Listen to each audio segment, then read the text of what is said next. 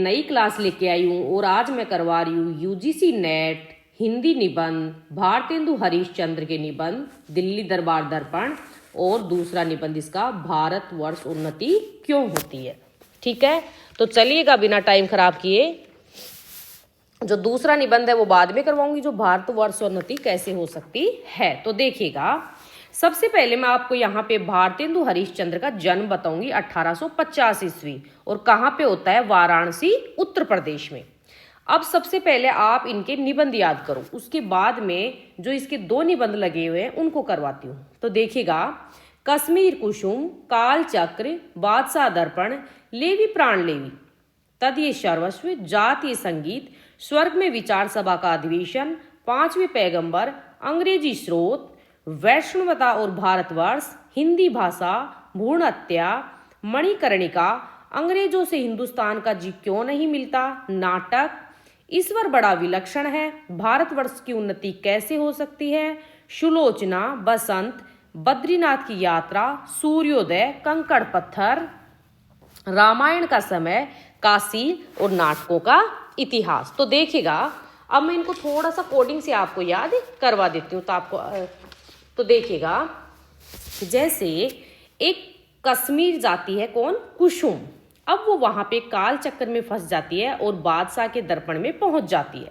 जब बादशाह वहां पे कहता उसको कि देख तू दर्पण देख, तो वो कहती है क्या तू मेरे प्राण लेगा, लेवी प्राण लेवी। तब वो कहती है नहीं, तदीय सर्वस्व और जातीय संगीत के द्वारा मैं आपके स्वर्ग में विचार का अधिवेशन करूंगी। वहां पे 5 लोग बैठे हैं जो क्या है, पैगंबर हैं। अब वो क्या करते हैं, उनको अंग्रेजी स्रोत ज्यादा आता है, तो वो कहते हैं वैष्णवता और भारतवर्ष के अंदर हम हिंदी भाषा और भ्रूण हत्या कर देंगे। किसकी, हिंदी भाषा की हम भ्रूण हत्या कर देंगे। फिर वहां पे एक लड़की होती है मणिकर्णिका, वो कहती है कि अंग्रेजों से हिंदुस्तान का जीव क्यों नहीं मिलता है, क्या आप नाटक कर रहे हो। तब वो बोलते हैं कि नहीं नहीं, ईश्वर ये बड़ा विलक्षण है, भारतवर्ष की उन्नति कैसे हो सकती है, सुलोचना आप बताइए। तब वो कहते हैं कि बसंत के मौसम में आप बद्रीनाथ की यात्रा करना, जब सूर्योदय हो ना, तो वहां के जो कंकड़ स्रोत हैं उनका रामायण का जो समय होता है तो उसको काशी में डाल देना, तब आपको जो नाटक का इतिहास है वो स्टार्ट हो जाएगा। तो ये आप एक बार फिर से सुन लेना इसको, ताकि यहाँ पे आपको याद हो जाए। अब देखिएगा आप आगे,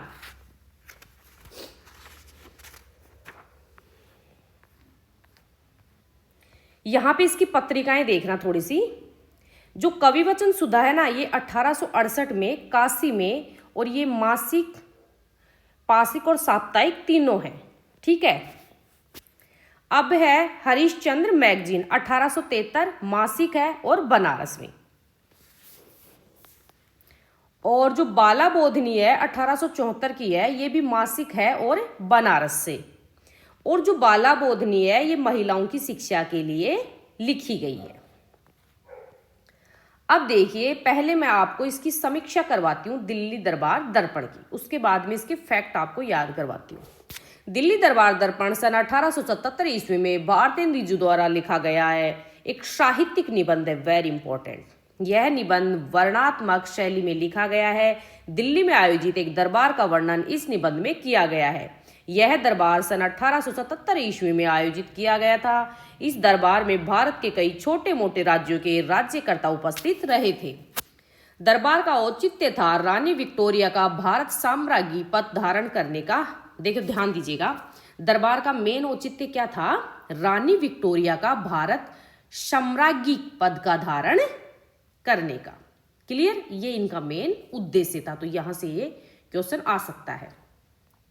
लेखक ने स्वयं कहा कि यह इतिहास हिंदुस्तान में सदैव प्रसिद्ध रहेगा। लेखक ने इसमें रानी विक्टोरिया के साथ चबूतरे पर बैठने के लिए जिन जिन राजाओं को जगह मिली थी उनके नाम भी गिनवाए हैं, राव जिगनी, बेगम भूपाल, निजाम, मीर पालदेव आदि। तो ये ध्यान दीजिएगा, कौन कौन थे, राव जिगनी, बेगम भूपाल, निजाम, मीर और पालदेव।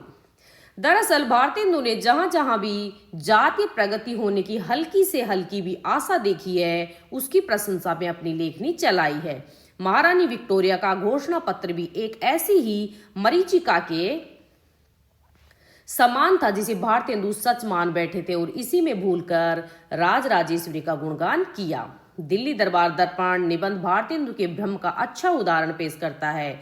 इसमें भारतेंदु जी एक जगह लिखते हैं, आजकल ऐसी राजनीति के कारण जिससे सब जात और सब धर्म के लोगों की समान रक्षा होती है, श्रीमती की हर एक प्रजा अपना समय निर्विघ्न सुख से काट सकती है। सरकार के संभाव के कारण हर आदमी बिना किसी रोक टोक के अपने धर्म के नियमों और रीतियों को बरत सकता है। राज राजेश्वरी का अधिकार लेने से श्रीमती का अभिप्राय किसी को मिटाने या दबाने का नहीं है, वर्ण रक्षा करने और अच्छी राह बतलाने का है।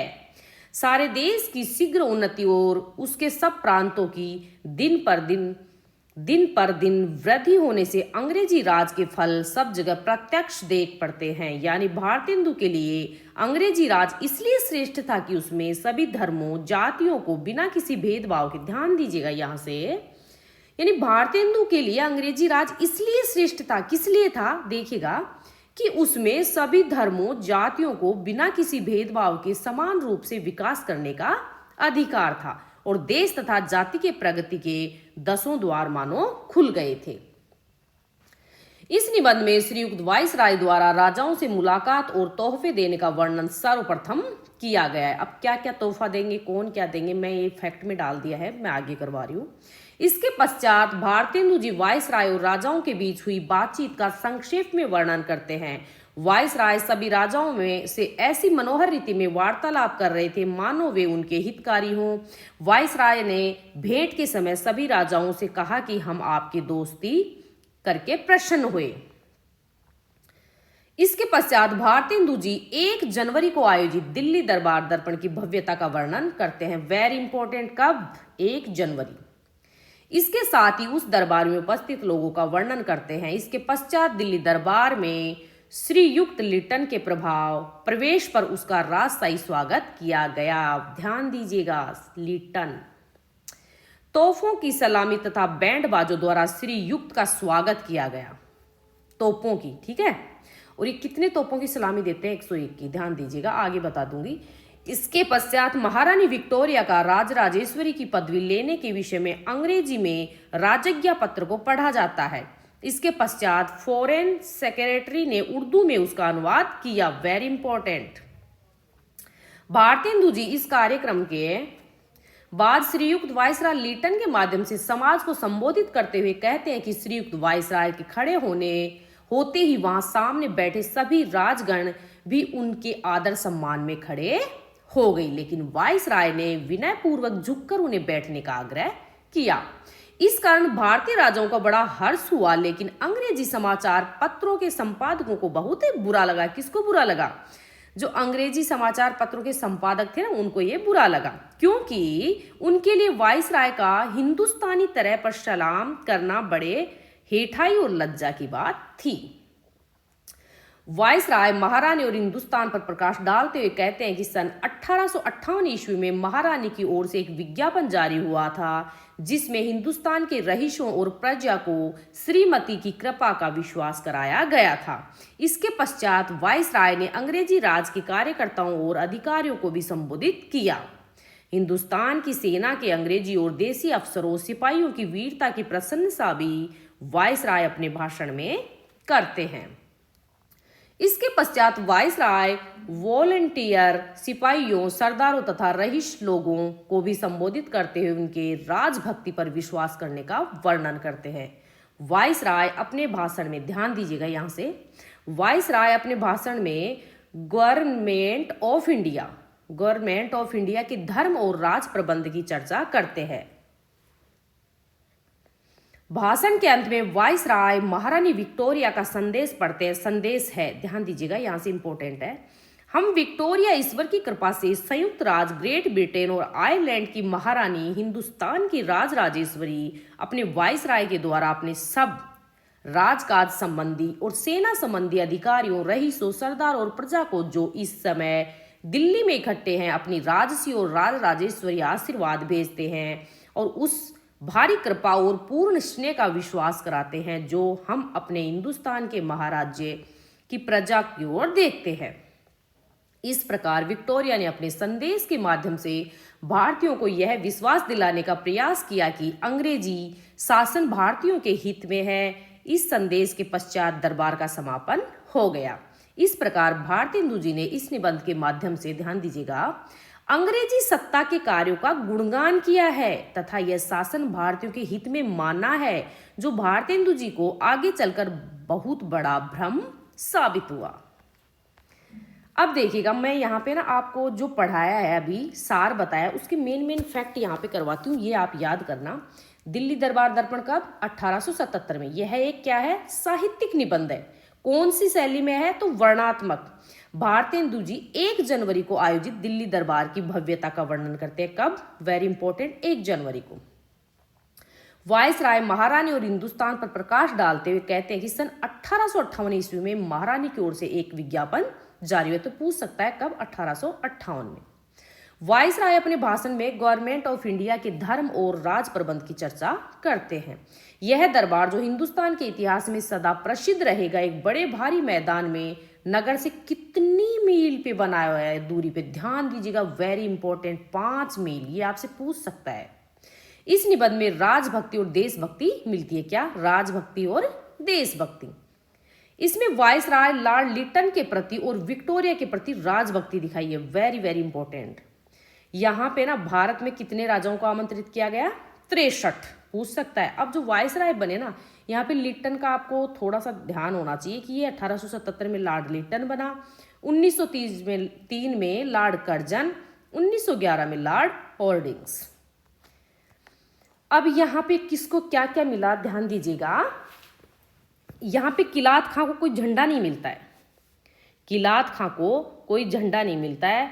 जैसे इसमें बताया कि सबको तोहफे दिए जा रहे थे। शेष राजाओं को उनके पद के अनुसार सोने और चांदी केवल तगमे मिले थे, लेकिन किलात खां को कोई झंडा नहीं मिला था। उन्हें क्या मिला? देखो यहाँ देखिएगा, एक हाथी जिस पर 4000 की लागत का होंदा था, जड़ाऊ गहने, घड़ी, कारचोबी, कपड़े का कमरवान के थान वगैरह सब मिलाकर मतलब 25,000 की चीजें तोहफे में मिली। वेरी इंपॉर्टेंट, ध्यान दीजिएगा, पूछेगा आपसे कितने हजार की चीजें? 25,000 की। किलात खां बिल्कुल स्वतंत्र थे और वहां पे एक सरदार थे, उनको 10,000 की चीजें मिली। क्लियर? कि मतलब यहाँ ये कर देना कि वहाँ एक जो सरदार था उनके साथ जो किश्तियों में लगाकर 10,000 रुपए की चीजें उसको दी गई। खां साहब से मिलने एक प्रतिनिधि, एक बंगाली बाबू गए थे। सबसे बढ़कर बुद्धिमान हमें एक महात्मा दिख पड़े, जिनसे वायसराय ने कहा कि आपका नगर तो तीर्थ गिनाया। तो ये किसने कहा? एक महात्मा ने। क्लियर? अब आगे देखिएगा। नवाब राय ने अंग्रेजी फारसी का पद्य ग्रंथ बनाया और श्रीयुक्त को सुनाया। Very important. तंजौर की महारानी वायसराय से मुलाकात के लिए आई थी। कब आई थी? 29 तारीख को। पूछेगा आपसे। अब महारानी के साथ कौन कौन आए थे? तो उसके पति सखाराम साहिब, उसके 2 लड़के और एक अनुवादक था मिसेस फर्थ। और जो मनभावनी अनुवादक श्रीयुक्त वायसराय थे ना, वो इसको क्या कहते थे? मिसेस फर्थ को मनभावनी अनुवादक। 1 जनवरी 1877 को दरबार का महोत्सव हुआ और सब मिलाकर शासनाधिकारी राजाओं को इस चबूतरे पर जगह मिली थी। दरबारी लोग कितनी बजे पहुंचे थे? 11:15। और श्रीयुक्त वायसराय कब पहुंचा था? सही 12 बजे। ये पूछ सकता है, छोटे छोटे क्वेश्चन आपको बहुत पूछ सकता है। 2 लाख के अनुमान तमाशा देखने वालों की भीड़ थी। मान लो पूछे आपके वहां दर्शक कितने थे? 2 लाख। यूनाइटेड किंगडम और उसके अधीन देशों की राज संबंधी पदवियों में नीचे लिखा हुआ वाक्य मिला दिया, अर्थात लैटिन भाषा में इंडियन एम्परेट्रिक्स, हिंदुस्तान की राज राजेश्वरी, और अंग्रेजी भाषा में एम्प्रेस ऑफ इंडिया। वहां तोपों की कितनी सलामी हुई? 101। Very important. और नेशनल एंथम का बाजा बजने लगा। किसका? नेशनल एंथम का बाजा। 1 नवंबर 1858 को श्रीमती महारानी की ओर से एक इत्सियार जारी हुआ। पृथ्वी पर श्रीमती महारानी के अधिकार में जितने देश जिनका विस्तार भूगोल के 7वें भाग, वेरी इंपॉर्टेंट, से कम नहीं, और नया पद का नाम क्या था? Order of the Indian empire. ये मेन फैक्ट है, इनको आप याद कर लेना। अब देखिएगा इनका दूसरा निबंध। अब दूसरा निबंध देखिएगा ध्यान से। यह निबंध नवोदित हरिश्चंद्र में 3 दिसंबर 1885 गलती यहाँ पे ना 84 ईस्वी के 11वें अंक में व्याख्यान के रूप में प्रकाशित हुआ था। व्याख्यान में भारतेंदु ने तत्कालीन स्थिति का यथार्थ चित्रण प्रस्तुत कर भारत के प्राचीन ज्ञान गौरव की ओर लोगों का ध्यान आकर्षित कर उन्हें अपनी दशा के प्रति सचेत किया। उनके इस भाषण में उनकी चिंता भावना का निचोड़ आ गया। इस निबंध में उन्होंने समाज सुधारक, आर्थिक स्व निर्भरता, सामाजिक एकता, राजनीतिक प्रगति, स्त्री जागरूकता आदि की बात की है। भारत की तत्कालीन दशा और भारतवासियों के आलसीपन ने पर टिप्पणी करते हुए भारतेंदु क्या लिखते हैं, वेरी इंपॉर्टेंट देखिएगा। किसी देश में भी सभी पेट भरे हुए नहीं होते हैं, किंतु वे लोग जहां खेत जोतने बोते हैं वहीं उसके साथ यह भी सोचते हैं कि ऐसी और कौन सी नई कल या मसाले बनाएंगे जिससे खेती में आगे से दूना अनाज उपजे। इनका मतलब, कहने का मतलब ये है कि मतलब पेट तो हर कोई भरता है, लेकिन एक तो वो होता है कि एक काम ही करे और एक इंसान वो होता है कि एक काम के साथ साथ दूसरा काम भी करे, तो वहां पे दुगना फायदा होता है। विलायत में गाड़ी के कोचवान भी अखबार पढ़ते हैं। जब मालिक उतरकर किसी दोस्त के यहाँ गया, उसी समय कोचवान ने गद्दी से उतरकर अखबार निकाला। यहाँ इतनी देर में कोचवान हुक्का पिएगा या गप करेगा, सो गप भी निकम्मी। वहां के लोग गप ही में देश के प्रबंध छांटते हैं। तो हमारे भारत देश को कैसे बताया गया है कि अगर मान लो उनको कोई काम है, वो उतरेंगे तो वहां पे ना या तो गप मारेंगे या कुछ थोड़ा बहुत ये खाना पीना करेंगे। लेकिन जो वो लोग होते हैं वो क्या करते हैं, उस समय कोचवान क्या करता है, गद्दी के नीचे जो अखबार होता है ना उसमें खबर पढ़ता है। वहां के लोगों का यह सिद्धांत है कि एक क्षण भी व्यर्थ न जाए, उसके बदले यहाँ के लोगों को जितना निकम्मापन हो उतना ही बड़ा अमीर समझा जाता है। तो यहाँ के लोग मतलब भारतवर्ष के लोग, भारत के लोग निकम्मेपन में, ऐसे वातावरण में किसी देश जाति की उन्नति के लिए कितने घोर परिश्रम की आवश्यकता होती है, भारतेंदु के यहाँ एक चुनौती से कम नहीं है। तभी तो इसका नाम पड़ा ना, भारतवर्ष उन्नति क्यों नहीं होती या कैसे हो सकती है। भारतेंदु जनता को तमाम अंधविश्वासों से ऊपर उठाना चाहते हैं। जो भारतवासी है ना, ये क्या है, अंधविश्वासी ज्यादा है। तो ये कहते हैं कि भाई अंधविश्वास को दूर करो और आप आगे बढ़ने की सोचो। उन्नति किसी के मोह जोहने और किसी पंडित के उपदेश में नहीं है। वे इससे स्पष्ट करते हैं, वे लिखते हैं, भाइयों राजा महाराजाओं का मुंह मत देखो, यह मत आशा रखो कि पंडित जी कथा में कोई ऐसा उपाय बतलावेंगे कि देश का रुपया और बुद्धि बढ़ेगा। तो यहाँ पे ना पंडितों का जो एक बताने का वो होता है कि भाई आप ये उपाय करने से आपके ये काम हो जाएंगे, तो ये इन्होंने इसका कटाक्ष किया है। तुम आप ही कमर कसो, आलस छोड़ो। यहाँ पे आलस्य छोड़ने की बात कही है। कब तब अपने को जंगली मूर्ख बोंदे डरपोक पुकारने वालों, दौड़ो इस दौड़ में भी जो पीछे पड़े तो फिर कहीं ठिकाना नहीं है। लेखक ध्यान दीजिएगा, लेखक आलस्य और प्रमाद छोड़कर जातीय उन्नति के लिए आत्मनिर्भरता का पाठ पढ़ा रहा है। बिना आत्मनिर्भर हुए किसी जाति की उन्नति न हुई है न हो सकती है। मतलब हर इंसान को आत्मनिर्भर बनना पड़ेगा और इसके लिए श्रम को ही आगे आना पड़ेगा, कर्म को ही जीवन बनाना पड़ेगा। लेखक यही चाहता है। लेखक ने यहाँ पे मतलब क्लियर कह दिया कि भाई जब अगर आप कर्म करोगे ना तो आपको क्या मिलेगा, फल मिलेगा। आप भाग्य के भरोसे और भगवान के भरोसे यहाँ पे मत बैठिए। किसी भी तरह की उन्नति बलिदान मांगती है। ये बैठे ठाले का काम नहीं है कि आप हाथ पर हाथ धरे बैठे रहो, गहरी नींद सोते रहो और नियति सा आपको सारे सुख देती जाएगी।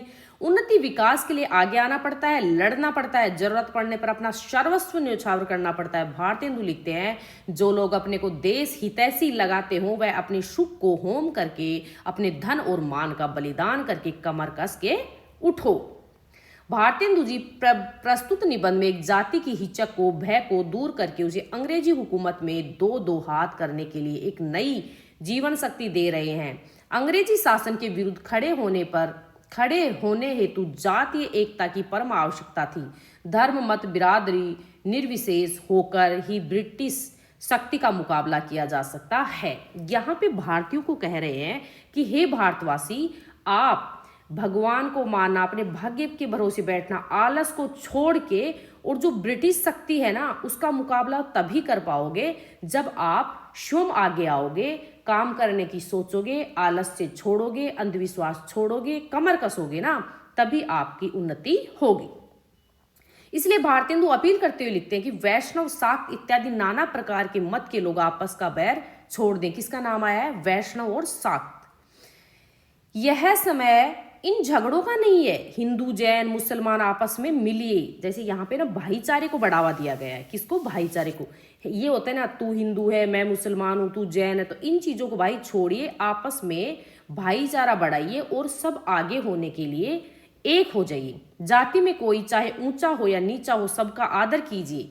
यहाँ जात पात की जो ऊंच नीच की भावना है ना, उसको दूर करने के लिए कहा गया है।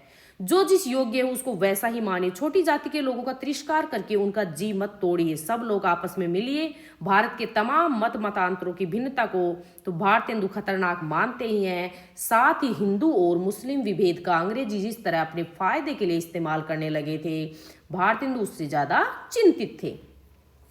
हिंदू और मुसलमानों की तुलना उन्होंने एक ही घर की सदस्यता यानी जिठानी और देवरानी की तरह करते हुए उन्होंने घर में ही आग लगाने वाली अंग्रेज जाति के प्रति सचेत किया और कहा है कि घर में आग लगे तब जिठानी देवरानी को आपस का डाह छोड़कर एक साथ आग बुझानी चाहिए। भारत की उन्नति के लिए एक जातीय एकता बहुत जरूरी है। देखो, वेरी इंपॉर्टेंट, किसकी? जातीय एकता। यहाँ पे ना जाति पाति का भेद मिटाया गया है। भारतेंदु इस निबंध में इस बात पर बार बार बल देते कि अंग्रेज जिस आर्थिक शोषण के जरिए भारत को खोखला, ध्यान दीजिए, खोखला किए जा रहे हैं, वह कोई कम चिंता वाली बात नहीं थी। भारत को आत्मनिर्भर देश देखने की आशा के साथ भारतेंदु लिखते हैं, भाई हिंदुओं, तुम भी मत मतांतर का आग्रह छोड़ो, आपस में प्रेम बढ़ाओ, इस महामंत्र का जाप करो। जो हिंदुस्तान में रहे, चाहे किसी रंग, किसी जाति, ध्यान दीजिएगा, किसी रंग, किसी जाति का क्यों न हो, वह हिंदू की सहायता करो। बंगाली, मराठा, पंजाबी, मद्रासी, वैदिक, जैन, ब्राह्मणों, मुसलमानों, सबका एक हाथ पकड़ो। कारीगरी जिसमें तुम्हारे यहाँ बैठे तुम्हारा रुपया तुम्हारे देश में रहे, वह करो। कोई भी जाति चेतना संपन्न साहित्यकार इससे बढ़कर और क्या कामना कर सकता है। भारतेंदु का रोम रोम जातीय प्रगति के प्रति समर्पित था और अपने निबंधों में उन्होंने इससे बार बार अभिव्यक्त किया है। भारतेंदु जी कहते हैं कि हमारे देश में प्रचलित त्योहार, व्रत, नियम आदि समाज धर्म है, परंतु बदलती हुई परिस्थितियों और समय के अनुसार इन्हें भी परिवर्तन की आवश्यकता है। हमारे पूर्वजों ने जो नियम बनाए थे, उनका से यह न समझ उन्हीं की उत्तराधिकारी पीढ़ी ने अपनी सुविधा और स्वार्थ पूर्ति के लिए मनमाने नियम और धर्म बना लिए हैं। ऐसे सभी नियम और धर्मों के पुनर्निरीक्षण की आवश्यकता है, जिससे सच्चाई की पहचान की जा सके। ऋषि मुनियों ने नियम और धर्मों को क्यों बनाया, इसकी हमें वैज्ञानिक खोज करनी चाहिए और उनमें से जो बात हमारे समाज और देश के लिए उपयोगी हो उन्हें ग्रहण कर लेना चाहिए। जिनको छोड़ने की आवश्यकता है उन्हें छोड़ देना चाहिए। जो मतलब परंपरागत रूप से चली आ रही है ना, उस लीक को आप मतलब परिवर्तन कर दो। उसको अगर वो गलत है तो उसको चेंज करिए, उसको छोड़िए, उसके चिपके मत रहिए। भारतेंदु जो कहते हैं कि हम अपने उपभोग की सामान्य वस्तु भी स्वयं निर्मित करने का प्रयास नहीं करते। हम अमेरिका में बनी धोती पहनते हैं, अंगा इंग्लैंड का, कंगी फ्रांस की प्रयोग करते हैं। ये मैं आगे है ना, इनको कोडिंग से आपको याद करवाती हूँ। ये यहाँ से ना पूछेगा, आपको ध्यान रखिएगा। छोटी छोटी वस्तुओं के लिए आत्मनिर्भर होने के लिए हमें अपने आत्मविश्वास को बढ़ाना होगा। भारतेंदु जी भारतीय में स्वदेशी की भावनाओं को बल देते हुए कहते हैं, यहाँ पे स्वदेशी की भावना पर बल दिया है भारतेंदु जी ने। एक बार इज्जत का ख्याल न रखने वाले एक महाशय एक महफिल में किसी के कपड़े पहनकर चले गए तथा उनके कपड़ों को पहचान लिया। इस पर भारतेंदु जी ने दुख जताते हुए कहा कि आज भारतीय इतने अकर्मण्य और परावलंबी हो गए हैं कि हम दैनिक उपयोग की वस्तु का निर्माण भी नहीं कर सकते। अपने देश को स्वावलंबी राष्ट्र बनाने के लिए स्वदेशी वस्तुओं और अपनी भाषा का प्रयोग करना होगा। विदेशी भाषा और वस्तुओं पर अपनी निर्भरता को समाप्त करना होगा, तभी भारतवर्ष की उन्नति संभव है। सारांशतः भारतेंदु जी के अनुसार अपने दैनिक उपभोग की वस्तुओं का निर्माण करके अपने लड़कों को शिक्षा, रोजगार, कारीगरी सिखाकर देश की संपदा को देश में रखकर जो विभिन्न मार्गों के द्वारा विदेशों को जाती है, जाति भेदभाव को मिटाकर आदि से देश की उन्नति संभव है। ध्यान दीजिएगा, अपने धर्म की उन्नति कर हम सब प्रकार की उन्नति कर सकते। तो मूल किसको माना है? अपने धर्म मेन है इसमें। सब उन्नति का मूल क्या है? धर्म। विदेशी वस्तुओं का निषेध करके तथा स्वदेशी का स्वागत करके भारत की उन्नति की जा सकती है। वेरी इंपॉर्टेंट, यानी स्वदेश को अपनाओ भाई, स्वदेश को अपनाओ, विदेशी का त्याग करिए या बहिष्कार करिए। अब यहाँ पे मैंने मेन फैक्ट डाले हैं। भारतवर्ष उन्नति कैसे हो सकती है? यह सांस्कृतिक निबंध है, विचारात्मक और व्यंग्यात्मक निबंध है। यह निबंध नवोदित हरिश्चंद्रिका में 3 दिसंबर 1884 ईस्वी के 11वें अंक में व्याख्यान के रूप में प्रकाशित हुआ है। यह निबंध भारतेंदु हरिश्चंद्र के द्वारा दिसंबर 1884 ईस्वी में बलिया की, ध्यान दीजिएगा, बलिया की ददरी मेले के अवसर पर आर्य देशोपकारिणी सभा में भाषण देने के लिए लिखा गया है। अब आपसे जगह का नाम पूछे ना, तो एक तो बलिया का नाम है, एक बनारस का। अब यहाँ पे स्टार्टिंग में जब हमने पढ़ा था तो यहाँ पे 3 का नाम था। अब देखिएगा, जब रॉबर्ट राय बहादुर का आए तो ये किस में जाएंगे? अकबर। मुंशी चतुर्भुज सहाय का आए तो अबुल फजल। बिहारी लाल का आए तो टोडर मल। ये पूछ सकता है आपको, तो इनको याद कर लीजिएगा। अब 3 मेंढकों का जिक्र हुआ था। जो सबसे ऊपर वाला है जोक शोक, बीच वाला है गम सम, और नीचे वाला था वो गए हम। जो गए हम है ना, वो हमारे हिंदुस्तान की प्रजा की दशा है। ये पूछ सकता आपको कि हिंदुस्तान की प्रजा की दशा किस रूप में बताई गई है, तो जो सबसे नीचे मेंढक था ना, गए हम जो बोल रहा था, उसकी स्थिति और हिंदुस्तान की प्रजा की दशा एक बताई गई है। यहाँ पे जो दूरबीन की लागत है ना, वो कितनी थी? 16 लाख रुपए। भागवत का एक श्लोक आया था यहाँ, नरदेह माध्यम सुलभम सुदुर्लभम पल्लवम सुकल्प गुरु कर्णधार। तो ये ध्यान रखना किसका है? भागवत का। सब उन्नति का मूल किसको बताया? धर्म को। अब यहां बताया कि अंग्रेजों की समाज नीति और धर्म नीति से उन्नति हुई। किससे? समाज और धर्म। एकादशी का व्रत क्यों किया जाया है? ताकि शरीर की शुद्धता हो सके। गंगा जी में स्नान करने से ऐसे कहते हैं कि सबसे पहले वहां पे पानी सिर पर डालकर फिर नीचे मतलब पैरों के बाद में डालते हैं। तो ये विधान क्यों है? ये विधान के पीछे एक लॉजिक जुड़ा हुआ है कि ताकि तलवे से गर्मी सिर पर चढ़कर कोई विकार उत्पन्न हो। इसलिए ये होता है कि ऊपर सिर पे पानी डाला जाता है और फिर बाद में तलवे पे डाला जाता है।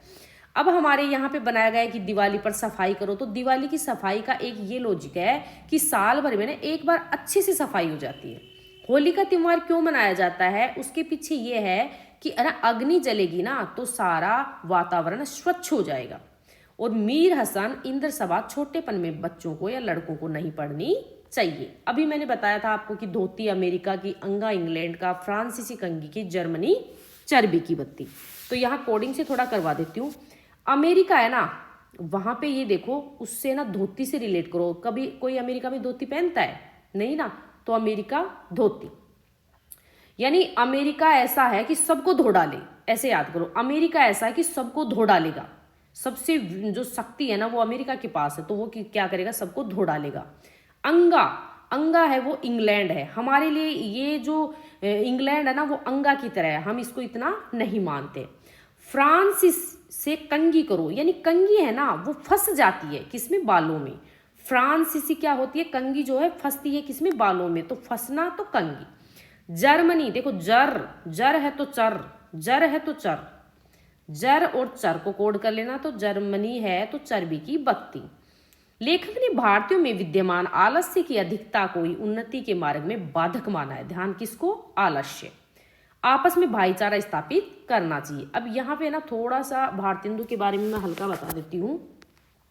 जो इसकी पुरातत्व है ना, रामायण का समय, अकबर और अंग्रेज, मणिकर्णिका और काशी।